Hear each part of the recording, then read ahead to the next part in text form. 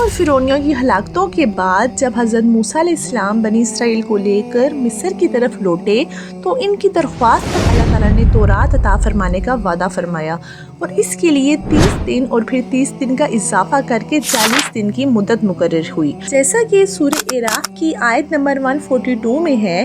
ان 40 دنوں میں ذی القعدہ کا پورا مہینہ اور 10 دن ذی الحج کے شامل تھے۔ پھر حضرت موسیٰ علیہ السلام اپنی قوم پر حضرت ہارون علیہ السلام جو ان کے بھائی تھے ان کو اپنا نائب بنا کر تورات حاصل کرنے کوہ طور پر تشریف لے گئے۔ 40 دن رات وہاں ٹھہرے اور اسی عرصے میں کسی سے بات چیت نہ کی۔ اللہ تعالیٰ نے تختیوں پر تحریری صورت میں حضرت موسیٰ علیہ السلام کو تورات عطا فرمائی۔ یہاں پر میں آپ کو سامری جادوگر کے بارے میں بتانے جا رہی ہوں کہ اس نے لوگوں کو کس طرح ایک بچڑے کی پوجا پر آمادہ کر لیا۔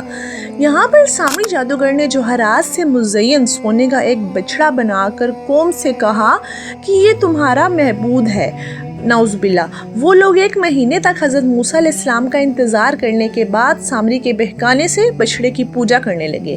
ان پوجا کرنے والوں میں تمام بنی اسرائیل شامل تھے، اور بنی اسرائیل کون تھے؟ حضرت موسیٰ علیہ السلام کی قوم تھی جنہوں نے یہ کام سٹارٹ کر دیا تھا۔ صرف حضرت ہارون علیہ السلام اور آپ کے 12,000 ساتھی اس شرک سے دور رہے۔ اسی طرح جب حضرت موسیٰ علیہ السلام واپس آئے تورات لے کر تو انہوں نے دیکھا کہ ان کی قوم تو یعنی کہ گمراہ ہو چکی ہے، ان کی قوم بچڑے کی پوجا اس نے شروع کر دی ہے۔ تو انہوں نے اپنے بھائی سے پوچھا کہ یہ کیا، کہ یعنی کہ مفہوم میں آپ کو بتا رہی ہوں۔ تو جو حضرت ہارون علیہ السلام تھے انہوں نے کہا کہ میں نے بہت کوشش کی ان کو روکنے کی لیکن وہ نہیں روک سکے۔ چنانچہ حضرت موسیٰ علیہ السلام نے جب اپنی قوم کی یہ حالت دیکھی تو انہوں نے انہیں گناہ کا کفارہ بتایا۔ بنی اسرائیل کی قوم کے لوگوں کو بچڑا پوجنے کے گناہ سے یوں معافی ملی کہ حضرت موسیٰ علیہ السلام نے قوم سے فرمایا تمہاری توبہ کی صورت یہ ہے کہ جنہوں نے بچڑے کی پوجا نہیں کی وہ پوجا کرنے والوں کو قتل کریں اور مجرم راضی خوشی سکون کے ساتھ قتل ہو جائے۔ اس طرح وہ لوگ اس پر راضی ہو گئے۔ اس کے بعد کیا ہوا کہ صبح سے شام تک 70,000 لوگ قتل ہو گئے۔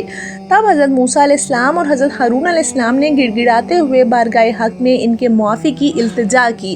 اس پر وحی آئی کہ جو قتل ہو چکے وہ شہید ہوئے اور باقی بخش دیے گئے، قاتل و مقتول سب جنتی ہیں۔ واقعے سے ہمیں یہ بھی پتہ چلتا ہے کہ اگر کوئی بھی مسلمان دین اسلام کو چھوڑ کر کسی اور مذہب میں داخل ہو جاتا ہے تو اس کی سزا قتل ہے، قتل۔